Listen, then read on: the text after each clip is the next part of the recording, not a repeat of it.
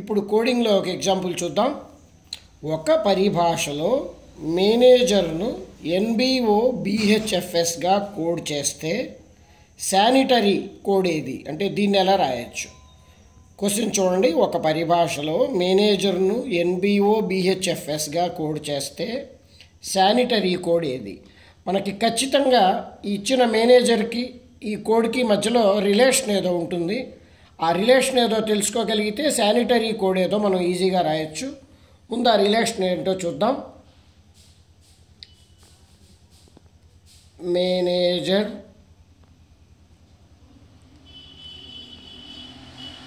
NBO BHFS. చూడండి, ఎం తర్వాత లెటర్ ఎన్ అంటే +1, ఎం తర్వాత లెటర్ ఎన్ ఇచ్చాడు. ఏ తర్వాత బి ఇచ్చాడు అంటే ఒక లెటర్ యాడ్ చేశాడు. ఎన్ తర్వాత ఓ తీసుకున్నాడు, అలాగే ఏ తర్వాత బి, జి తర్వాత హెచ్, ఈ తర్వాత లెటర్ ఎఫ్, ఆర్ తర్వాత ఒక లెటర్, ఒక్కొక్క లెటర్ పెంచుకుంటూ వెళ్ళాడు.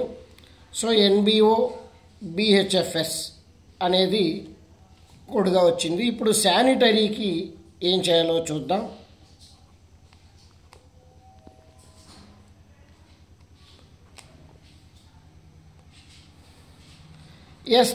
ఎస్ తర్వాత టీ తీసుకుందాం, మనం కూడా 1 యాడ్ చేద్దాం. ఏ తర్వాత బి, ఎన్ తర్వాత ఓ, ఐ తర్వాత జే, టీ తర్వాత యు, ఏ తర్వాత బి, ఆర్ తర్వాత ఎస్, వై తర్వాత జెడ్. శానిటరీ కోడ్ టీబీఓ జేయు బిఎస్జెడ్ అవుతుంది.